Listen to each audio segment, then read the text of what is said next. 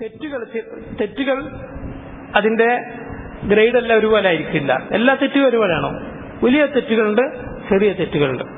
ഒരു ഹറാം ഒരാൾ പരസ്യമായി ചെയ്യുന്നതും രഹസ്യമായി ചെയ്യുന്നതും ഏതാണ് വലിയ തെറ്റ്? പരസ്യമായി ചെയ്യുന്നതാണ്. പല ആളുകളുടെയും വിചാരം രഹസ്യമായി ചെയ്യുന്നതാണ് വലിയ തെറ്റെന്നാണ്. അല്ല, ഒരാൾ ഒരു കാര്യം ഒരേ തെറ്റ് അത് രഹസ്യമായി ചെയ്യുക, മറ്റൊരാൾ പരസ്യമായി ചെയ്യുക. ഏതാണ് വലിയ തെറ്റ്? പരസ്യമായി ചെയ്യുന്നതാണ്. ചില ആളുകൾ എന്ത് ചെയ്യും? പരസ്യമായി ചെയ്യും. എന്നിട്ട് പറയും എനിക്ക് ആരും പഠിക്കാം, എനിക്ക് അങ്ങനെ കാപട്യൊന്നുമില്ല, ഞാൻ ഇങ്ങനെ ചെയ്യുള്ളൂ. അത് യഥാർത്ഥത്തിൽ ധിക്കാരമാണത്. അള്ളാഹുവിനെയും മുസ്ലിം സമുദായത്തെയും ഒക്കെ വെല്ലുവിളിക്കലാണത്. ജനങ്ങളെ തെറ്റിലേക്ക് ക്ഷണിക്കലാണത്. ഒരുപാട് മഫ്സദത്ത് അതിന്റെ പിന്നിലുണ്ട്. നോക്ക് നിങ്ങൾ, നബി സല്ലല്ലാഹു അലൈഹി വസല്ലം പറഞ്ഞു, അള്ളാഹു പുറത്തു കൊടുക്കുകയില്ല മുജാഹിറിന്. മുജാഹിർ അവസാന റാആണ്. മുജാഹിർ എന്ന് പറഞ്ഞാൽ തെറ്റ്. ആരാണ് മുജാഹിർ?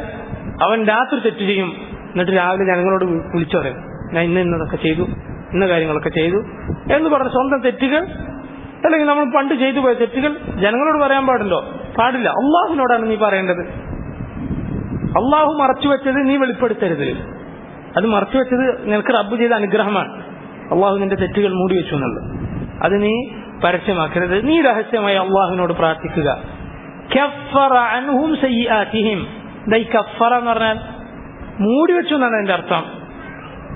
മൂടി വെക്കുക. കാഫിറിന് ഒരർത്ഥമില്ലേ? മൂടി വെക്കുന്ന, വിത്ത് മൂടി വെക്കുന്ന ആളായതുകൊണ്ടാണ് കൃഷിക്കാരനെ എന്ത് പറയുന്നത്? കാഫിർ എന്ന് പറയുന്നത്. കഫറ എന്ന് പറഞ്ഞാൽ പല അർത്ഥമുണ്ട് കേട്ടില്ലേ എന്നുപോലെ. കഫറ എന്ന് പറഞ്ഞാൽ മൂടി വെക്കുക. അള്ളാഹു പരലോകത്ത് പറയും, മുഅ്മിനോട് പറയും, ഞാൻ ഇഹലോകത്ത് നിന്റെ തെറ്റുകൾ മൂടി വെച്ചു, പരലോകത്ത് ഇതാ നിനക്ക് ഞാൻ പുറത്തു തന്നിരിക്കുന്നു. എന്നാൽ നമ്മൾ തന്നെ അത് പരസ്യമാക്കിയാൽ അവൻ അള്ളാഹു പുറത്തു കൊടുക്കുകയില്ലെന്ന് ഹദീസുകളിൽ വന്നിട്ടുണ്ട്. അള്ളാഹുവിനോടാണ് തെറ്റുകൾ പറയേണ്ടത്, ജനങ്ങളോടല്ല. അത് അള്ളാഹു നമുക്ക് ചെയ്തെന്ന അനുഗ്രഹമാണ്. മനസ്സിലായില്ലേ? പാതിരിമാരോട് പോയിട്ട് കുമ്പസരിക്കുക എന്നുള്ളത് ഇസ്ലാമിലുണ്ടോ? ഇല്ല. അള്ളാഹു നമുക്ക് നമ്മുടെ ദീനിന്റെ ഇജ്ജത്ത് അതിലുണ്ട്. റബ്ബിനോടാണ് പറയേണ്ടത്, ഏതെങ്കിലും പാതിരിയോടല്ല.